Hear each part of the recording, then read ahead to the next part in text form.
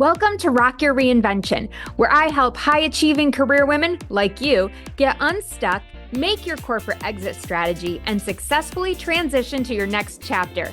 Hi, I'm your host, Karen Freeland, a certified life coach and corporate exit strategist. Whether you want to start a business, become a speaker, or something else, I'm here to give you the tools and strategies to shift your mindset, build your confidence, and take bold actions so you can rock your reinvention. Ready? Let's go. Today, I want to talk about a really important topic and often overlooked idea: being your authentic self. On the surface, it sounds really easy. Just show up and be you. But in reality, it's more than that. It is so much more involved. You hear people saying things like, what you see is what you get. But I find more often than not, it's not true. You might use these types of sayings to protect yourself as a coping mechanism, or you might have a past wound that has created boundaries around your heart, and that's now given you permission to put on a mask. Now, look, before we go any further, I just want you to know that I have had my fair share of masks too.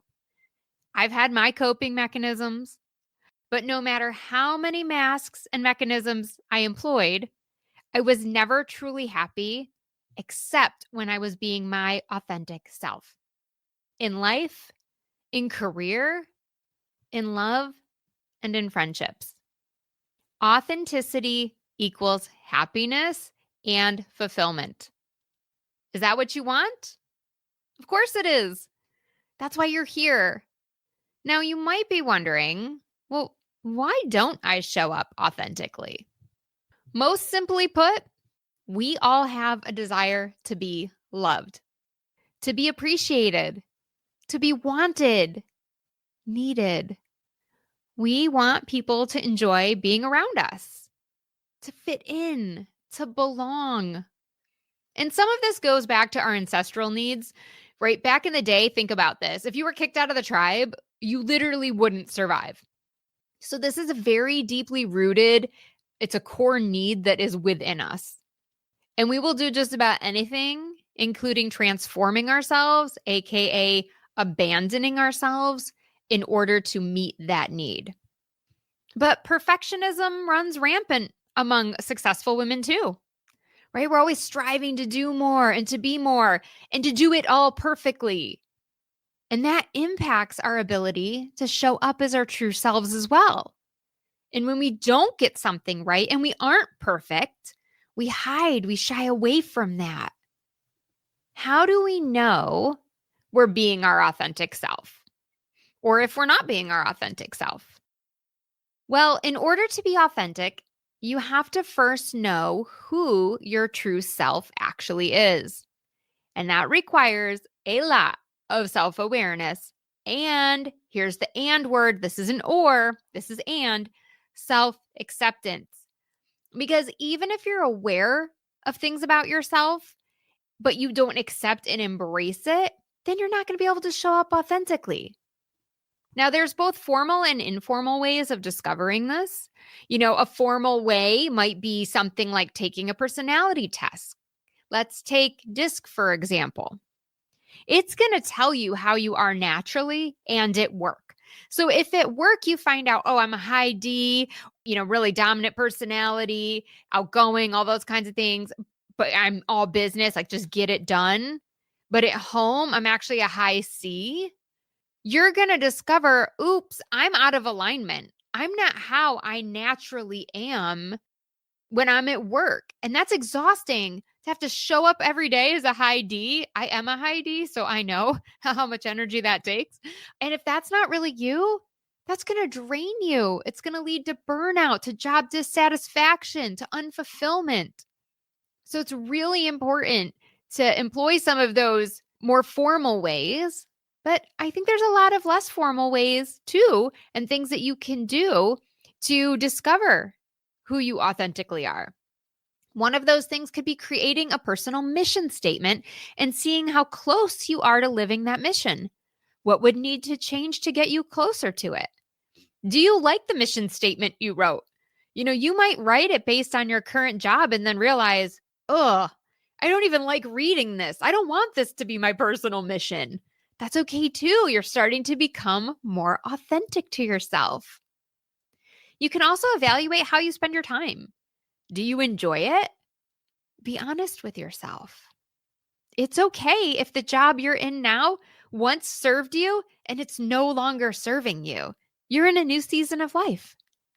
You have changed. You've become someone else. And now to embrace that authentically, you need to recognize that some things in your life aren't working for you.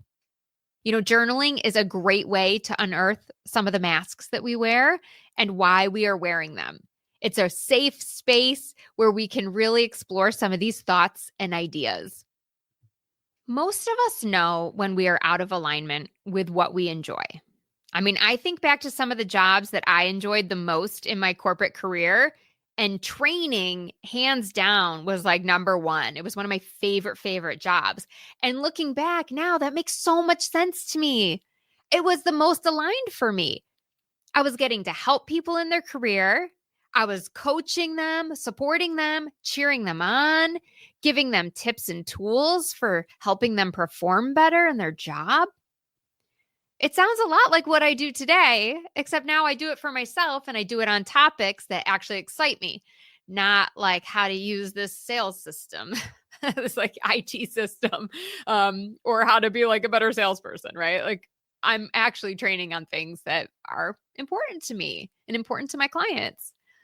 So it can be really helpful for you to take some inventory of the aspects of your job that you like and the strengths that you believe you have. Another really important key to finding your authentic self is silence. I'm not sure how you feel about the S word, but silence really is a game changer. I did not like silence at first at all, not even a little bit. I hated being alone with my thoughts because most of them were very painful. Things like, I'm wasting my life in a job I hate and I don't see a way out. That's not a fun experience. It's not really like an enjoyable place to hang out. But the more you drown it out, the longer you actually suffer. It's like running away from a storm and then always having it nipping at your heels instead of being like the buffalo and just turning and facing the storm head on and then being through it in an hour. Now, okay, maybe you're not going to get through your life storm in an hour, but you get the point. It's going to be much faster to look at all the things that you're not being authentic about and deal with them than to just continue to brush it off and suffer in silence. Although your suffering in silence has no silence. So let's spend a moment on what authenticity isn't, okay? It is not total disregard for others. You might be tempted to say something like, okay, so what? You just want me to show up and be myself without worrying about others? Just like no holds bar, like let's go. That's not exactly what I'm saying, right? We have to know our audience. And I believe that there is authenticity in making choices for how you show up. So, for example, when I see some of my BFFs from high school, like I might divulge a little bit about a hot night with my husband, right? But I'm not going to show up to women's Bible study and share those details. So just because I may not share all of me all the time, it doesn't mean I'm not being authentic. Because I'm not withholding that information out of shame or embarrassment. I'm withholding it out of classiness, right? I'm choosing tact. Just like I wouldn't use the F word in front of my kids, it doesn't mean I'm not authentic with them. It's just being a responsible mom and parenting and modeling a way that I want them to talk, right? Leading by example. So don't feel like you suddenly need to walk around naked and share your every thought that pops in your head. That's not what I'm saying when I tell you to be more authentic. And I think you probably know that, but just in case, I wanted to address it. It does mean, however, no more hiding those ugly parts. We all have them. Good grief. Mine comes out once a month in the form of PMS. I turn into a raging witch for 3 solid days. And I don't like who I become in those moments. And it requires a lot of patience, humility, which means I have to apologize a lot to people, and grace and understanding and open communication with my husband, especially. Maybe you have some vulnerabilities that you try to hide. Maybe you want to keep up that tough girl facade. How freeing would it be for you to just embrace those vulnerabilities and let go of a fake image that you're trying to keep up? Again, you don't have to sit down on the first date or the first interview and like divulge it all, but you can bring your whole self to the table. And when you do, you're going to shine in a way that only you can shine. Now, what happens when we don't live authentically? And I think that this is an important way to look at it as well. Like, let's look at the flip side. I mean, is it just no big deal? Like, oh, all right, whatever. I'm just going to keep wearing this mask, keep using these coping mechanisms. It's just short-term pain for me. I'm thinking of the good of my family. I'm just going to stay and slug it out in this corporate job, even though I'm miserable. But, that's what my family needs me to do. I mean, I would question that anyway. Is that really good for your family? No. But what about the legacy we want to leave? Are we impacting the legacy that we leave when we don't live authentically? I believe so. Because when we live our lives for others, we miss out on being who we were created to be. We miss out on opportunities to pursue joy and to inspire others. Think about how many people you could impact and give permission to be themselves if you were yourself. I'll give you an example of what I mean by that. So I recently consecrated my business to the Sacred Heart of Jesus, and I never would have had the confidence to actually tell anyone I did it. Like, I would have just done it at my church and then never told anyone. But because my business coach has demonstrated amazing leadership in this area and she has started to share her faith more boldly, it's given me the strength to do the same. And so I would just ask you, how do you want to be remembered? What do you want people to remember you for?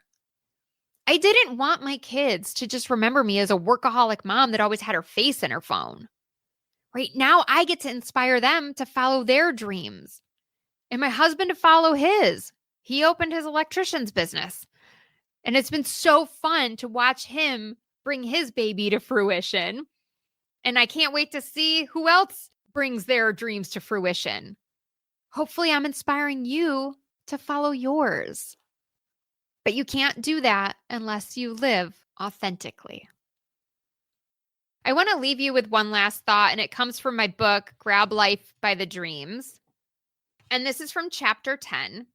And it says, when I used to tell people my first book's title, I would brace myself, maybe wince a bit, waiting for their reaction. Sometimes I would even preface it with, don't let the title scare you. Or, well, it's not for everyone, but over time, I realized their reaction had nothing to do with me. That was on them. I found the courage to own my power and know that the right people would receive my book with humor and open arms. I no longer needed to shrink behind the title. I could be the real me, no matter who I was around or what room I was in. Are you ready to be the real you? Are you ready to unapologetically show up and own who you are 100%? I truly hope you are, because what is on the other side of that is freedom. Freedom to be who you truly are all day, every day. Even if we don't share it all, we're still us. We're still the person that we are and that we were created to be. I really want to encourage you to start being more of yourself. And I know it can feel a little scary, but you have a beautiful uniqueness about you, and only you can be you. I don't know if you've ever heard this song by Meghan Trainor. It's called Me Too. And there's an awesome line where she says, and even if they tried to, they can't do it like I do. That's just like such a mic drop moment for me because it's so true. No one else can be you. And you know what? You can't be anyone else. So you can try to emulate all the other successful women in your life. You can try to emulate other business owners, other people in the C-suite. You can emulate the crap out of others, but you're never going to be truly satisfied and fulfilled because you're not being you. And the sooner you embrace this, the sooner you'll experience fulfillment, ensure your legacy, and empower others to live more authentically. So if you're still struggling with this idea of being yourself, I would highly encourage you to pick up a copy of Grab Life by the Dreams. There's so many more tips and exercises in there that are going to help you do this with confidence. It's going to help your mindset and so much more. You can go to KarenFreeland.com/dreams to order it. Again, that's Karen, Karin, Freeland, FREELAND.com/dreams and get your copy of ebook, audiobook, or paperback, whatever you prefer. All right, that does it for today's episode. Thank you for being here and go live authentically. Thanks for tuning in. I hope you're inspired to take action by committing to one of the tips or strategies we talked about in today's episode. If you want more accountability and support, I've got your back. Book a complimentary Empowered Exit Strategy call today. Visit KarenFreeland.com to learn more and book your 45-minute session. Until next time, stay fabulous.